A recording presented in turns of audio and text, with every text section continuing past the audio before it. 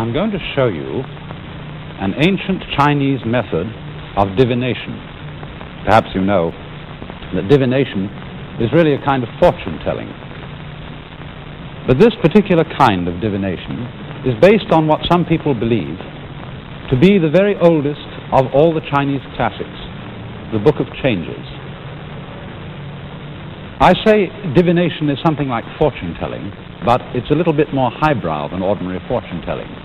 One wouldn't, I think, presume to ask so hoary a book of wisdom as the I Ching what to bet on the stock market. Rather, one asks questions about one's spiritual, psychological state, or very great momentous decisions of life. The very old and orthodox way of consulting the Book of Changes is to use the stalks of the yarrow plant. A number of stalks are taken and divided at random, and so calculations are made. But this is a rather long and elaborate way of doing it, and a not so ancient but equally respectable way is to use Chinese coins. You know, the kind of coins that have a hole through the middle, and so that you can carry them on a string round your neck. So if I would ask the Book of Changes, what is the best thing for me in my present state? That is the sort of question that would be appropriate under circumstances like this. So we take the coins and we shake them and drop them. And according to the way they fall, heads or tails, we get a positive or a negative reading. In this particular case, we get a negative reading. The symbol which records the negative reading being the drawing of a broken line. That line is called a yin, or negative line. We do it again, and this time the reading is again negative, and we record it. We shake them again. This time the reading is positive, and we record that by an unbroken line, or a yang line, Y-A-N-G, representing the positive principle. Again, and once more the line is negative.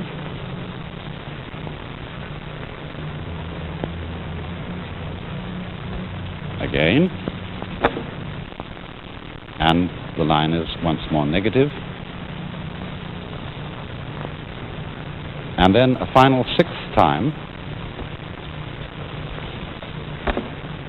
and the line is positive.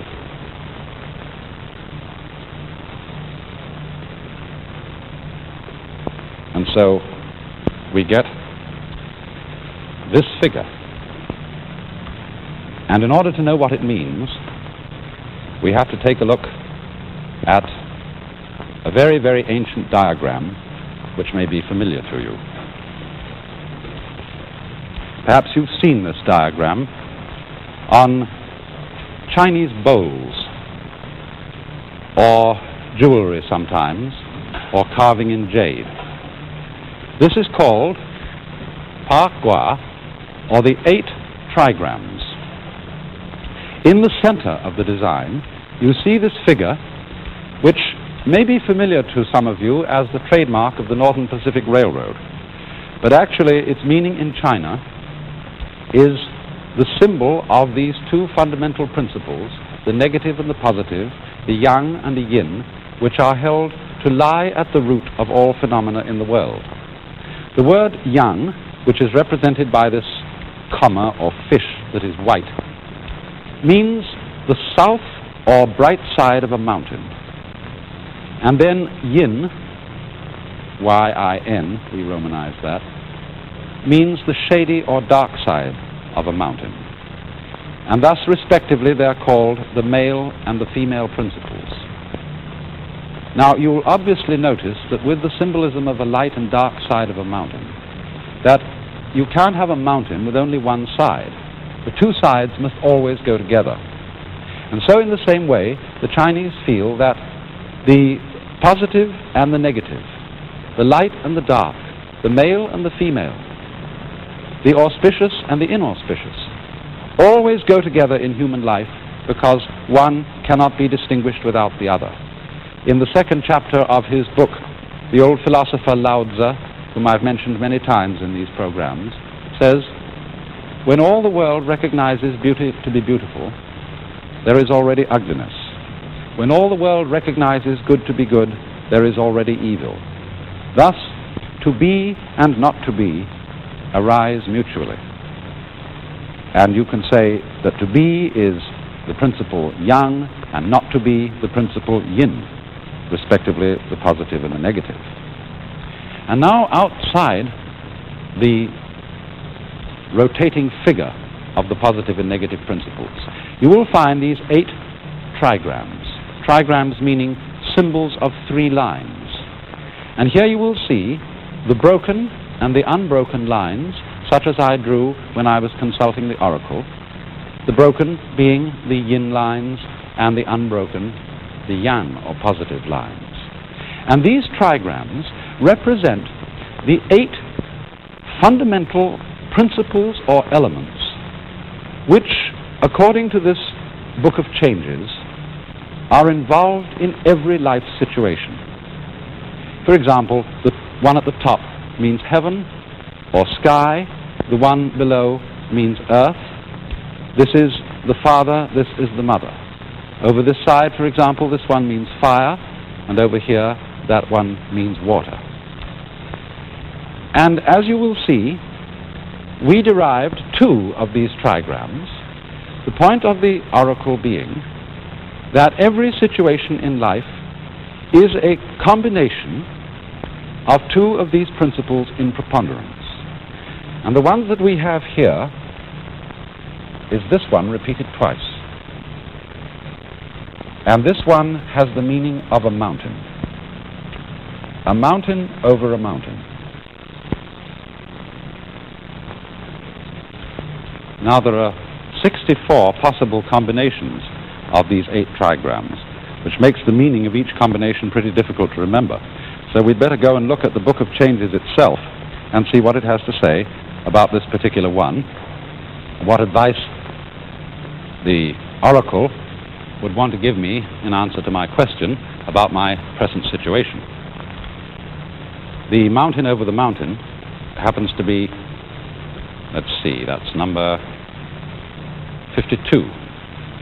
The figure of the mountain, of course, it has a symbolism, and it means the idea of quietness or keeping still. And so when we have keeping still, quietness above quietness, we get a whole emblem whose meaning is profound calm.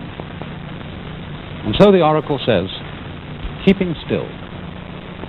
Keeping his back still so that he no longer feels his body. He goes into his courtyard and does not see his people. No blame. Mountains standing close together. The image of keeping still. Thus the superior man does not permit his thoughts to go beyond his situation. The heart thinks constantly. This cannot be changed. But the movements of the heart, that is, a man's thoughts, should restrict themselves to the immediate situation. All thinking that goes beyond this only makes the heart sore. Now you can see that that's pretty generalized advice. And it's appropriate in a way to the question, because the question was vague and the answer is vague. But the symbolism of this answer is simply that sitting so as to keep one's back still so that one's back is not noticed is self-forgetfulness. And keeping one's thoughts to the immediate situation means the practice of meditation or calmness or quietness, and that's what I'm advised to do. It's good advice. Now you may say, well, this is a thoroughly crazy way of coming at decisions, especially if I were to ask something more specific than this. If I had asked advice on some momentous decision I had to make, we would naturally say, from our modern scientific point of view, that flipping coins to come to the great decisions of life is the stupidest thing we could possibly do. After all, it neglects all rational cogitation about our situations. We would say, well, It takes no account of the data in the situation. It makes no intelligent assessment of the probabilities. And we, before we make any important decision, we think over all the factors involved. We balance the pros against the cons. We balance assets against deficit, and so on. We go into the situation and think it out thoroughly. And therefore, what could be more superstitious than relying upon some oracle that has entirely to do with the purely chance falling of the coins that have no relation to the problem whatsoever? That's our contemporary point of view about all methods of fortune-telling, divination, and so on and so forth. But now look, someone who believed in this system, an old-fashioned Chinese, might say to us, but listen, first of all, when you estimate the data, when you consider the facts that are involved in any particular decision, how do you know exactly what facts are involved? After all, you're going to sign a contract, and the facts you think about that are relevant to this contract are the state of your own business, the state of the other fellow's business, the prospects, the market, and so on and so forth. But something that you may never have considered at all may enter into the situation and change it utterly. The man with whom you're going to make the contract may slip on a banana skin and so hurt his head and become inefficient in business. How would anyone ever think of such an eventuality in taking a sane and rational view of the situation? Or he might say to us, how do you know when you've got in enough data?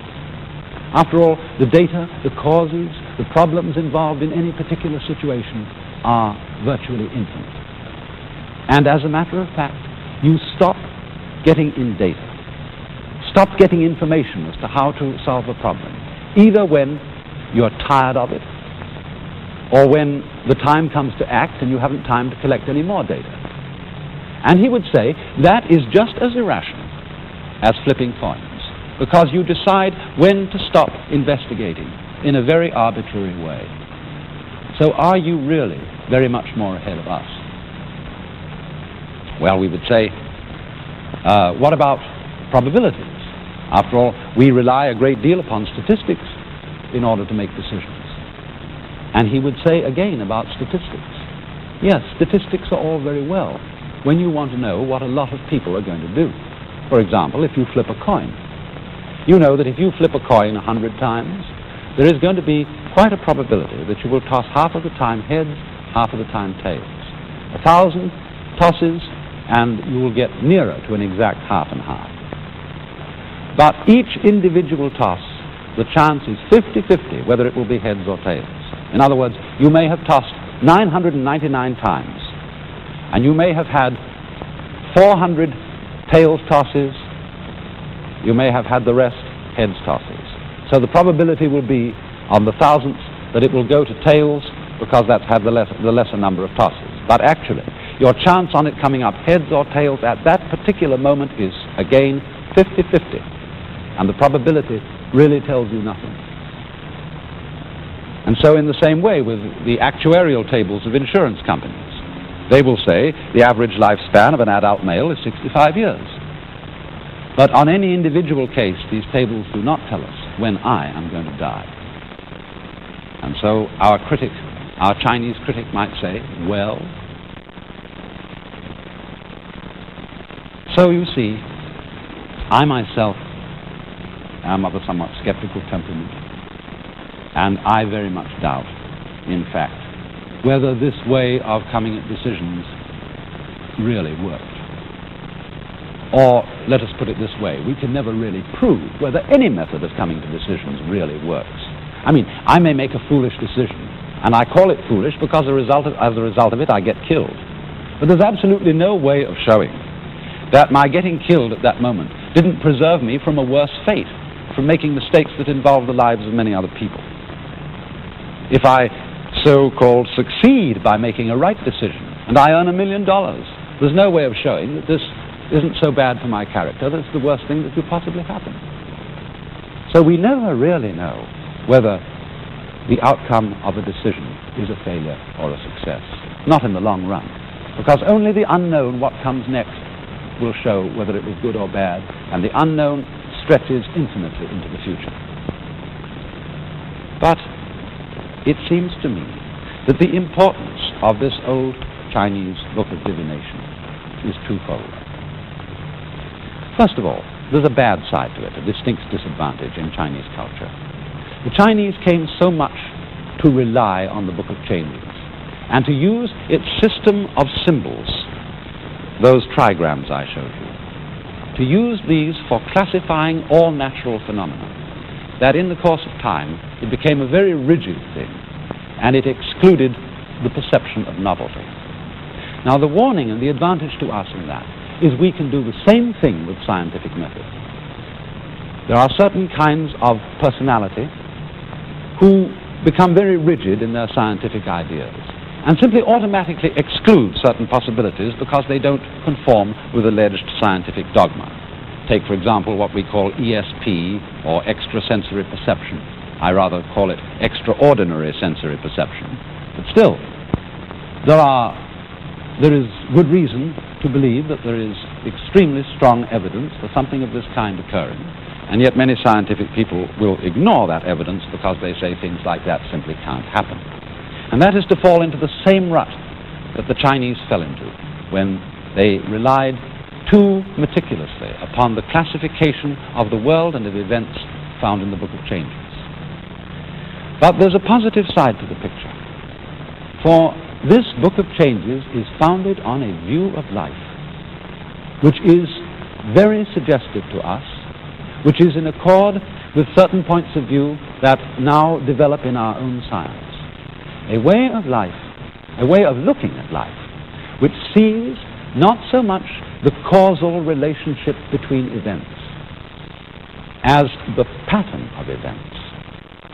Let me try and show that difference.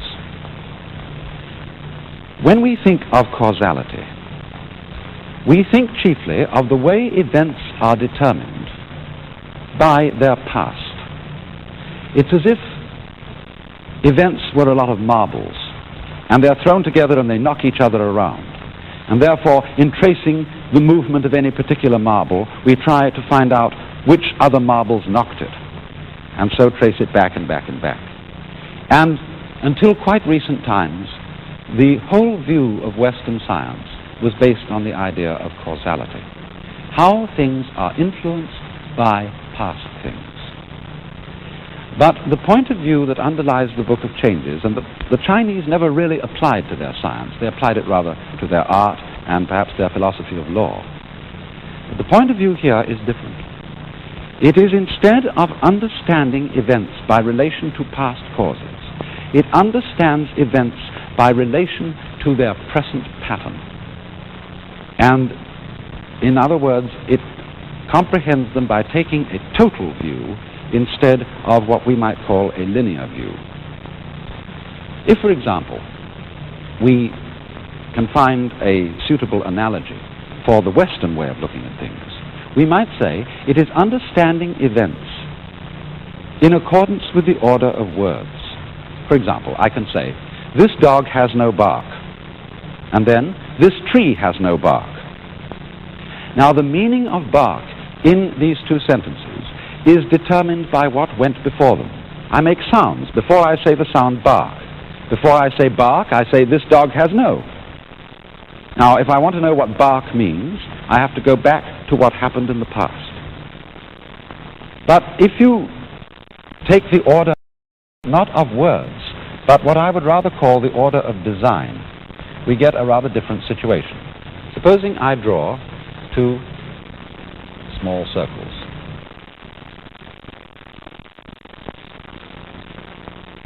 And these correspond to the two words bark.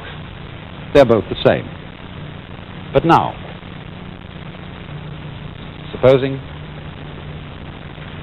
a design arises around those two circles.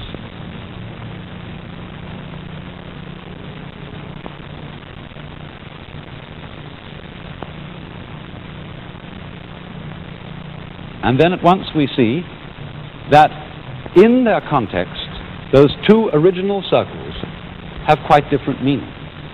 But You see their relationship to their meaning all at once. I mean, imagine, supposing these designs had not been drawn by a brush, line after line after line, but had appeared all together at once as you see the image appear when you're developing a photographic plate. Then you would see that the meaning of each part of the design is relative to the rest of it as you see it now at this moment.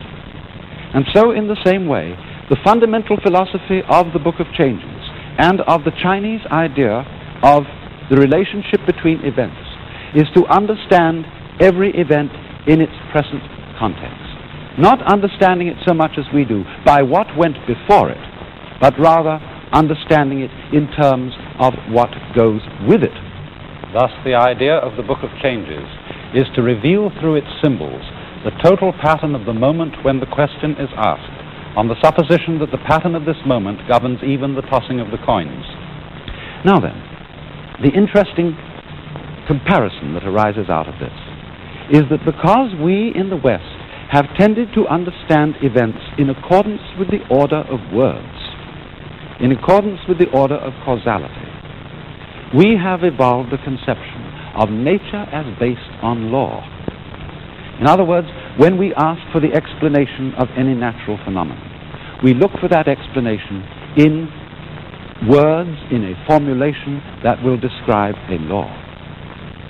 On the other hand, the Chinese have not evolved the idea of a law of nature, but something quite different, but equally valid and equally useful. There is indeed a word in Chinese for law, in very much our sense of law. It's a rather interesting word, because as it was originally written, it was a picture like this.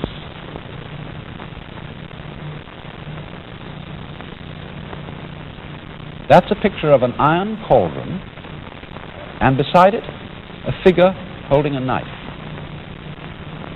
This is the Chinese word for law, T-S-E, zi, which most corresponds to our idea of law. And the reason for this symbol is that in ancient times, some of the old emperors commanded the laws to be written on the iron sacrificial cauldrons. And when the people came to offer sacrifice and put their offerings into the cauldrons, they could read the laws written upon the cauldrons. But at the time when those ancient emperors ordered the laws to be written in this way, there were certain sages and scholars who said, no, you shouldn't write the laws down, because if you write the laws down, the people will develop a litigious spirit. That is to say, they will start quibbling. And therefore, the property of the order of nature is sometimes called in Chinese not this. The expression wu zi, wu meaning not, wu zi is used, meaning apparently lawless. But it doesn't really mean lawless. For example, if we go for a moment to Chinese ideas of civil law, a good judge does not base his decisions on this kind of law, written down law, because he knows that no written law can apply to all the complex multiplicity of circumstances that may arise. And so he bases his decisions on what the Chinese call not law, but justice. This word is pronounced E-I. And justice in this sense corresponds rather to our idea of equity. It is the sensibility for order and reasonableness that is embodied in an individual. He hasn't got it clearly written down, but he is the sort of person who is able to judge in any particular circumstance whether a certain decision is fair or not fair. And they much rather trust a man who has E in him than a man who has a thorough knowledge of the rules. And so, we come thus to a conception of the order of nature that is one of the most important words in the Chinese language. And that is a word which originally meant the markings in jade, the grain in wood, or the fiber in muscle, and it's pronounced li. This is A character, then, meaning really the basic fundamental pattern of things. But such an image is used as the markings in jade or the grain in wood, because this is an extremely subtle, complex pattern, a huge area of events all happening together at once, which has to be taken in at a glance, in the same way as we take design in at a glance, understood at a glance, and therefore is not capable of formulation in the order of words. And so Li, meaning perhaps organic pattern, is the fundamental Chinese idea of the order of nature. In other words, when we think of beauty, we know very clearly what is beautiful and what isn't. But it's absolutely impossible to write down a set of laws and rules as to how one will create beautiful objects. In mathematics, for example, mathematicians often feel that certain equations, certain expressions are peculiarly beautiful. And mathematicians, because they are meticulous people, try to think out exactly why is this beautiful. Could we make up a rule for beauty? And yet they come to the conclusion that if we could make up a rule and apply it in mathematics, and always by the use of this rule get a beautiful result, eventually those results would cease to impress us as being beautiful. They would become sterile and dry. And so in the same way, the order of nature, the order of justice, the order of beauty are things which we can know in ourselves, but we cannot write down in black and white. And therefore, the superior man is one who has the sensibility for these things in himself.